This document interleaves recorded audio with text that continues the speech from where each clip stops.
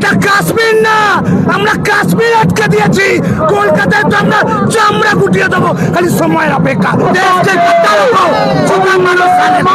এবার আমরা এসব জিহাদিদের ধরবো আর জ্যান্ত জ্বালিয়ে দেবো, সেটা আমি দিনটা ঘোষ দায়িত্ব নিয়ে বলছি। টুকরো হোক এই স্লোগান দেওয়া হবে আন্দোলনে এসে। যারা এই কথা বলবে তাদের এত টুকরো হবে, এই সরকারের যে গুন্ড ধরন যে আইন হয়ে গেছে না, তারপরে দেখুন এদের চমড়া কি করে গোটানো হয় এখন। এরা অ্যান্টি ন্যাশনাল 1000-2000 টাকায় ভিক্ষা নিয়ে এসেছে। যারা বলবে ভারত তেরে টুকরে হোঙ্গে, আমরা তাদেরকে বলি তেরে কো সর মে গোলি মারেঙ্গে, ফুলে আম মারেঙ্গে। এদের ডিএনএ তে দেশদ্রোহিতা আছে, এদের বাপের ঠিক নেই, এদের মা বাবার ঠিক নেই, এরা কোথায় থেকে এসছে কোথায় যাবে তার কোনো ঠিক নেই। ককরোচকে বলছি ঘর থেকে বেরোনোর আগে সাবধান, যখন তখন পায়ের তলায় কিন্তু পিষ্ট হতে পারে।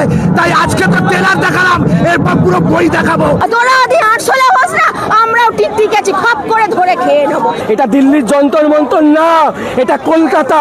যদি বেশি জিহাদ করতে আসো, বিজেপি কর্মীরা হাতে লাঠি নিয়ে দাঁড়িয়ে আছে তোমাদের প্রতিবাদ করার জন্য। ওই ছিলেখা তো বলেছে ওকে ধরলে নাকি আন্দোলন হবে, এই আন্দোলন হবে হিন্দিতে। কি আন্দোলন বুঝে গেছো না? বাহ, হিন্দিতে এর আন্দোলন, চুলের আন্দোলন হিন্দিতে হবে, জোরদার আন্দোলন হবে চুলের। আর দিদি कैसा लगा? আন্দোলন করো করো, আন্দোলন করো, আমরাও আছি।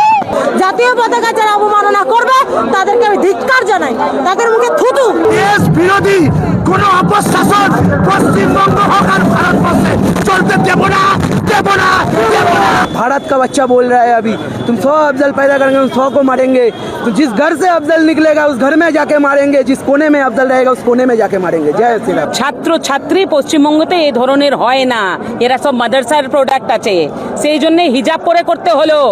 এক বাপের সন্তান থাকলে মুখ খুলে করো, তারপরে জবাব দিব।